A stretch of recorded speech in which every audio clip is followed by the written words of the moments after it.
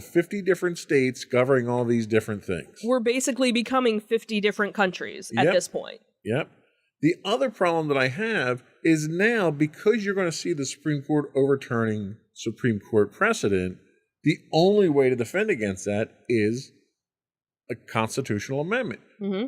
And to think of our politics today and who's, how that razor sharp edge that we're on right now between Republican and Democrat, to think that these idiots would contemplate doing amendments to the Constitution terrifies me. Mm-hmm. Yeah. I mean, we thought we were ripping the Constitution apart with the 2020 election.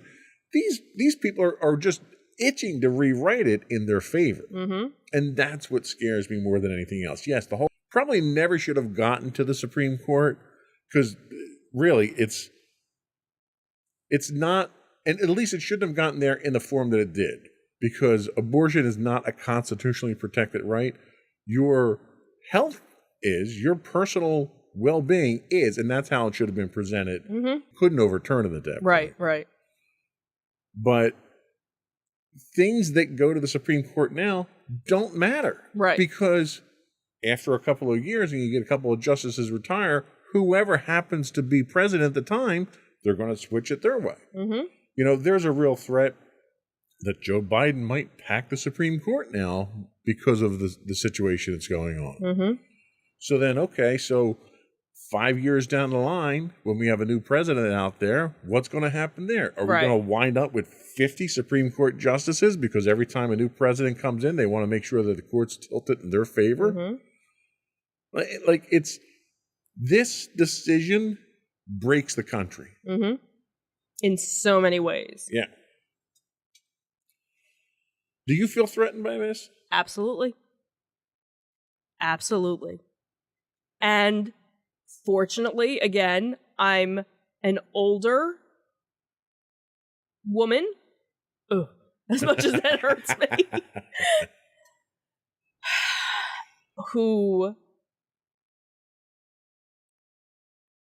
I know if, again, something were to happen, I have the means, I have the ability to get the help that I would need. No matter what, because again, we live in a state where it is still legal and will probably always remain legal. I worry about women, girls, trans men even, who live in areas where they don't have it accessible and can't get the help that they need. Yeah. That's what makes me angry. And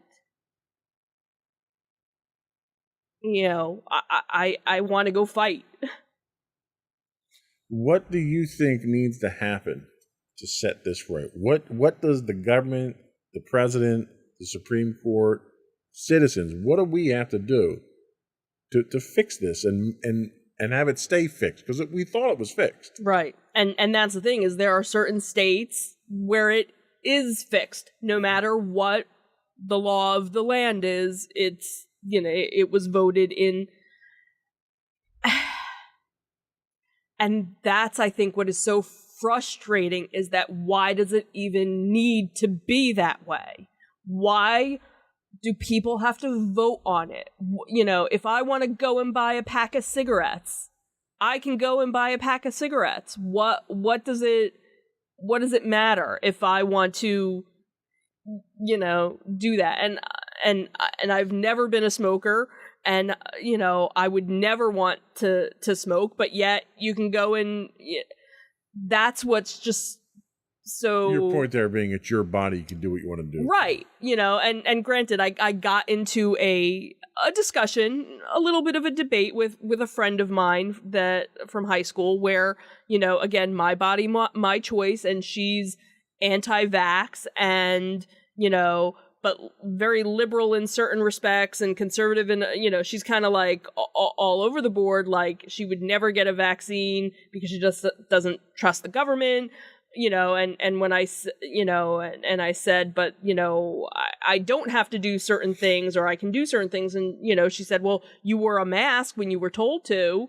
And I was like, I wore a mask because I was protecting myself. And guess what? I still wear a mask now, even though the majority of the people don't. And yes, I am fully vaccinated and boosted and whatever, but I'm still wearing a mask because I don't want to get sick. Yeah.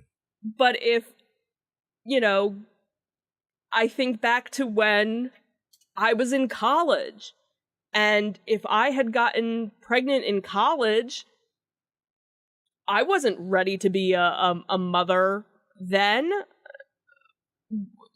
so, and then there are women that, have other medical issues. My best friend had to have a late-term abortion because if she had carried her baby to term, she could have died. Right. So, it shouldn't be something that's a law that you're forced to do or not to do. It's your body, it's your choice. And the hypocrisy, again, that we always seem to go back to the hypocrisy of this. So the Supreme Court ruled in a case where members of the armed forces sued the Army or whatever branch of the government, branch of the military they were in, when they were told that they had to get vaccinated. Mm-hmm. And the Supreme Court ruled they didn't have to. They had a right to choose. Right. If you have a right to choose whether or not you take a vaccine, how do you not have a right to choose whether or not you carry a child to term?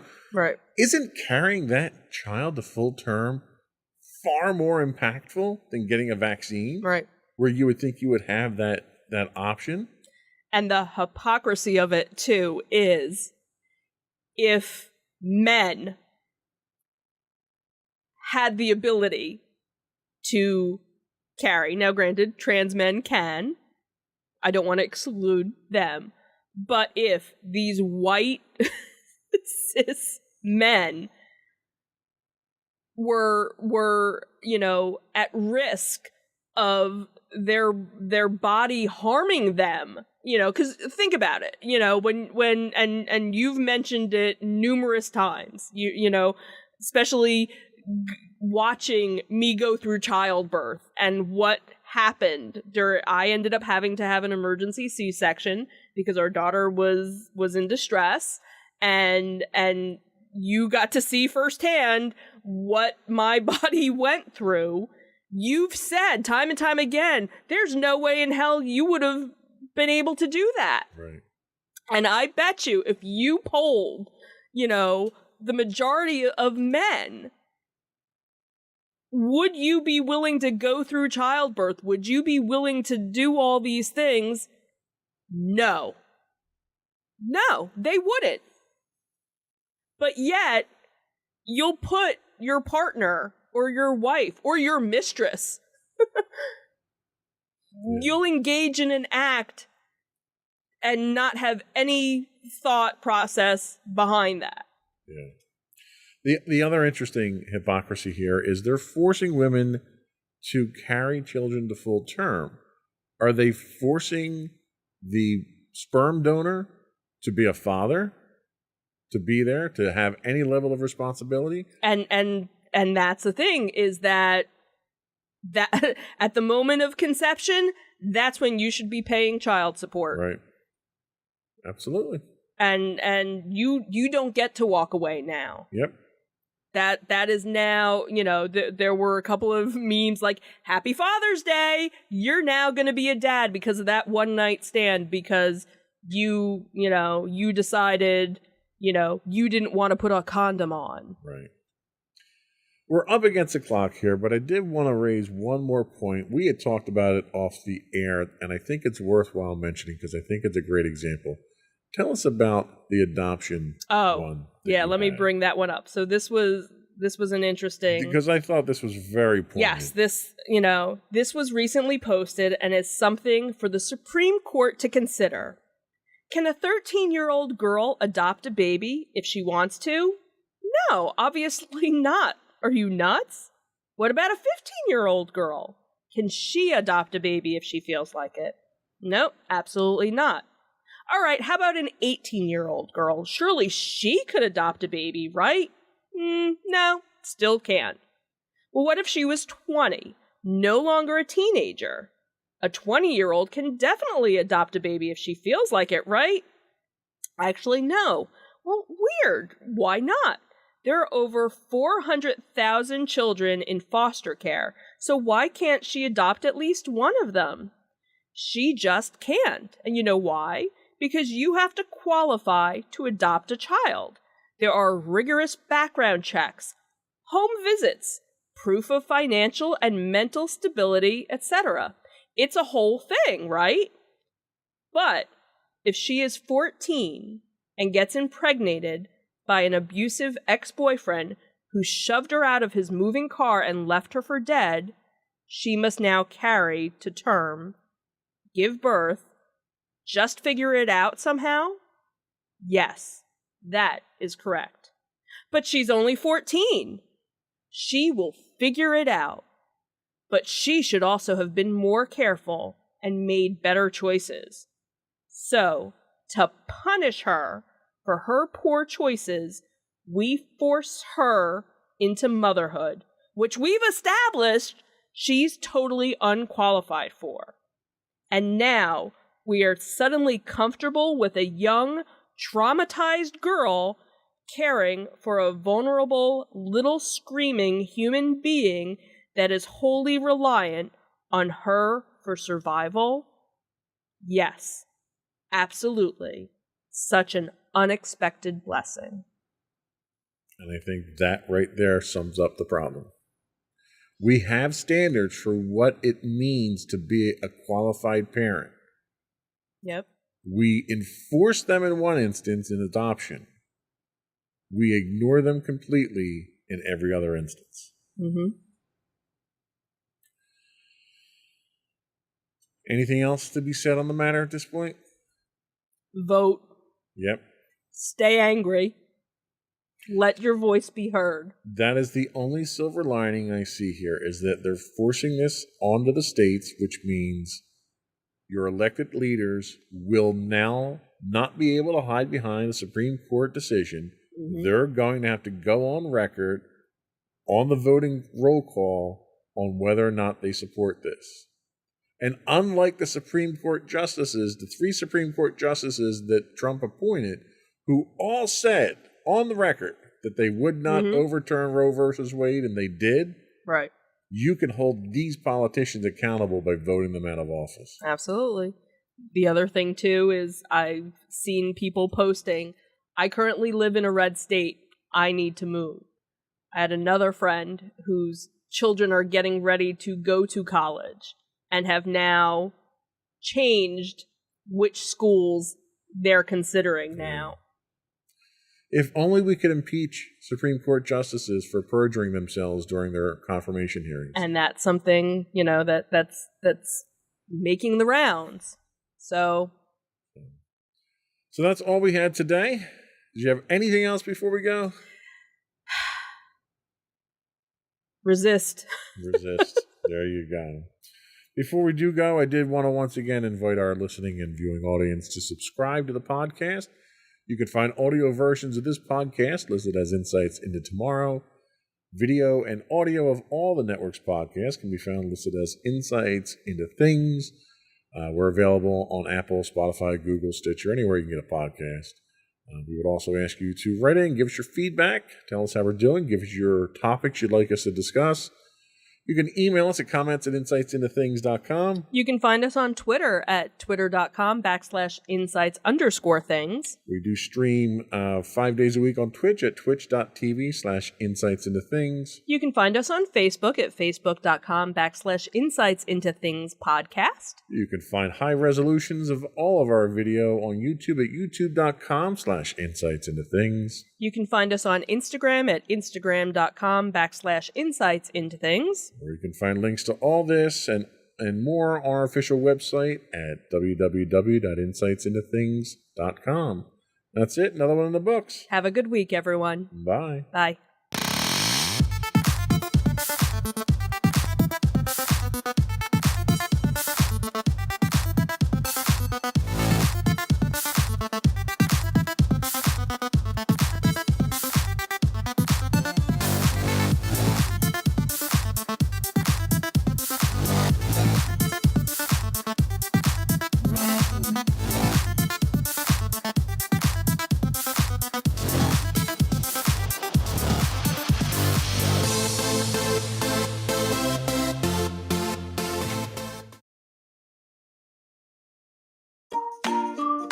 Insightful podcasts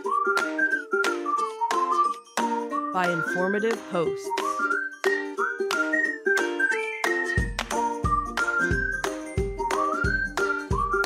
Insights into Things, a podcast network.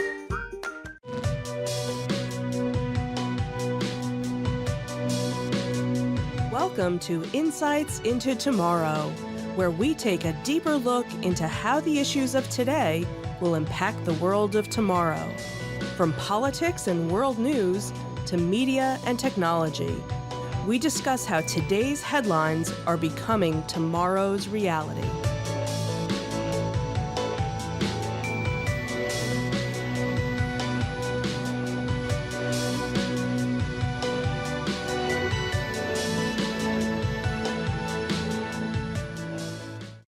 Welcome to Insights into Tomorrow, episode 21. Is the Supreme Court broken? I'm your host, Joseph Whalen, and my co-host, Sam Whalen. Hey everybody, how's it going? How you doing today, Sam? Doing okay, excited. We're getting back into the flow. This is what, like our third episode in a couple months? Something like that, yeah. Back on a roll. Yeah, well, at least now when we do plugs on our other shows, I don't have Madison saying, well, you're not quite monthly podcast. You guys don't do monthly anymore. So at least now we're getting back into the flow of things. So today we're going to be talking about whether or not the Supreme Court is broken, with a series of landmark rulings from the Supreme Court, some of which were precedent-breaking, almost all in support of the current conservative agenda. Is the Supreme Court broken? Are 9 unelected justices, 3 of which were handpicked by probably the most controversial president in American history, dictating the direction of a government that is supposed to be a republic of the people? Well, that's what we're going to be discussing today on this episode of Insights into Tomorrow.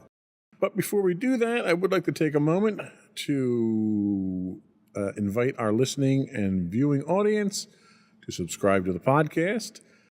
You can find audio versions of this podcast listed as Insights into Tomorrow. You can find video versions and audio versions of all the network's podcasts listed as Insights into Things. And we're available on Pandora, iHeartRadio, Stitcher, Spotify, any place you can get a podcast these days. Rest in peace, Stitcher.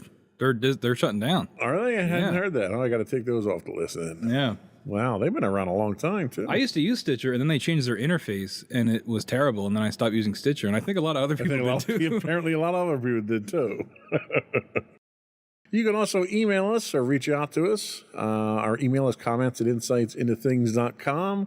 We are on Twitter at insights_things, or you can get links to all those and more on our official website at www.insightsintothings.com. Are we ready? Let's get into it. Here we go.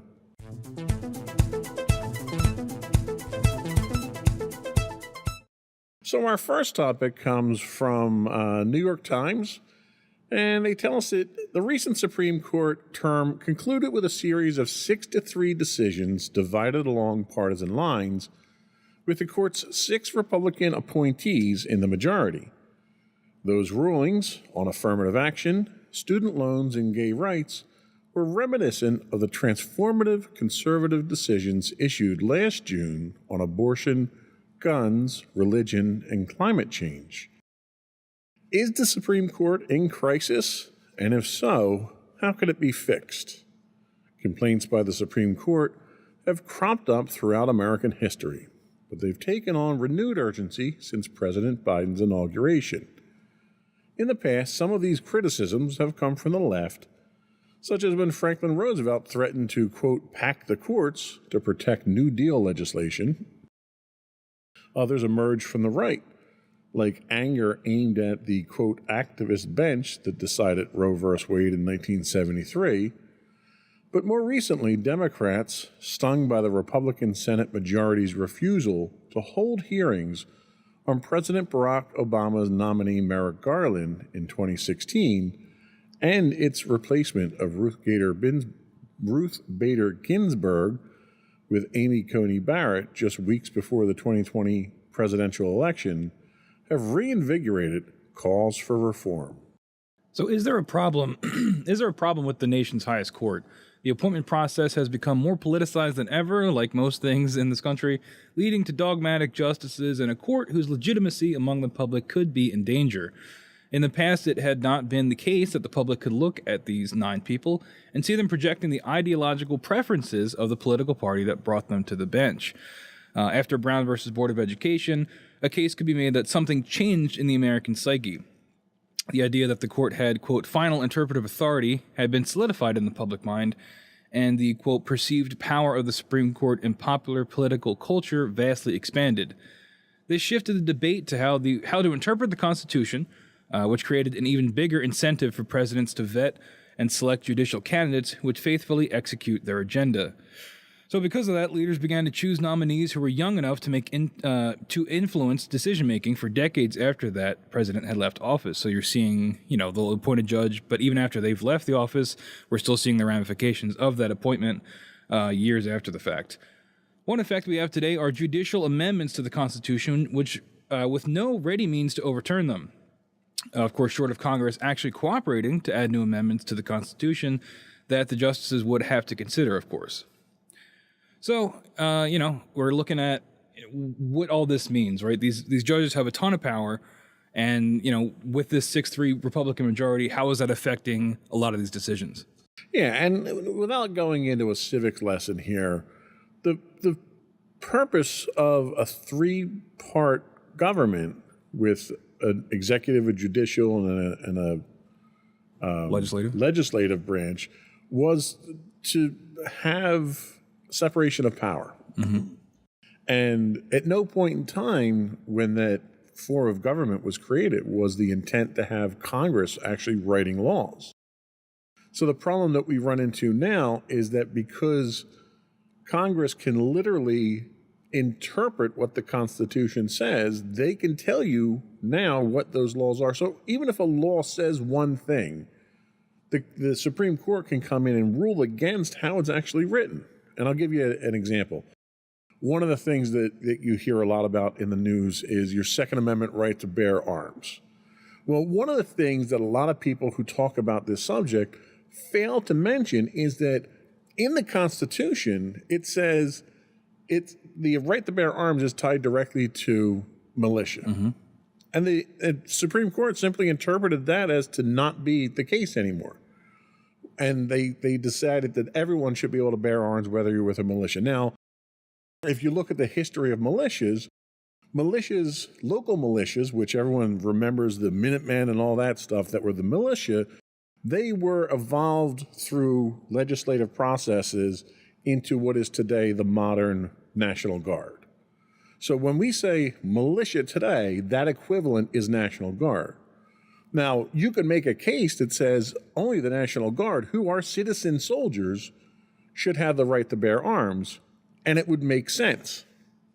But the court didn't interpret it that way, and the court says everyone should have the ability to bear arms. Right. We're seeing this now, and one of the things that we're seeing now is that the decisions that are being made along partisan lines. And the entire concept of the Supreme Court is that they're supposed to be impartial. They're appointed. They're not elected. And they could be appointed by either party, of which parties themselves technically are unconstitutional, since there's no concept of political parties in the Constitution that you can make an argument for right there. But the problem that we're running into now is you've got people that are on the court that are not necessarily making impartial decisions from what people are saying. What are your thoughts on that? Yeah, I mean, it's been kind of tough to watch, honestly. Especially when you think about how you would like things to work we're not necessarily a straight up democracy. We're a republic, or a democratic republic, right? Federal republic. Yeah. But in a certain extent, you would want the will of the people to be reflected by the people that are leading us. And I don't really think that's the case necessarily, especially when we are going to look at a lot of these rulings today. A lot of people don't agree with these rulings, but there really is nothing we can do about it because they're the Supreme Court and they hold all the power when it comes to these things. And especially when you've got the conservative majority, obviously a conservative agenda is going to be more pushed, than the other side of things. And there's just no getting around that. Well, and the one point the article makes is that the only thing that Congress can do to take back the power that the people elected into them would be to come up with amendments to the Constitution. So the Supreme Court would then have to consider these amendments. Of course, they could rule any way they wanted on those amendments. But the problem you run into now is that the political environment is so contested, there's no way you're going to get both Republicans and Democrats to agree enough to get any kind of amendment passed. And to be honest with you, with the politicians we have today, I think the last thing this country needs is people starting to write amendments to the Constitution. Yeah, it's a slippery slope. So how do we get that power back into the hands of the people? Oh, you're asking me? I have no idea. I mean, I legitimately have no idea because, like we talked about, these folks aren't elected; they're appointed. So I guess it would be voting for the political candidates that you think would appoint the judges you want. But even then, there's no guarantee that's going to happen.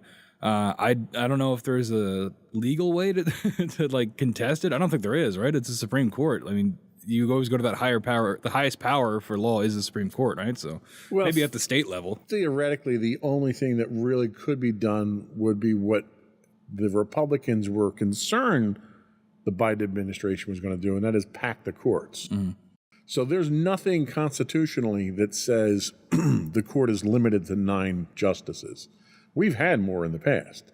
So the president could call for the expansion of the Supreme Court, add, say, 3 additional people to the Supreme Court, appoint 3 Democrats, so you'd have 6 and 6. 6 and 6 at that point in time, and try to bring some balance back to it. That's feasible, and that's something that's well within his power, but the punishment of the attacks that he would get for packing the court like that from the Republicans, he'll be impeached within a week once he even mentions that. But wouldn't you want it to be balanced? Is that not, wouldn't you want enough? I would, as a citizen, I would. But I guess if you want... As a Republican, right. You don't when you have the power. Yeah.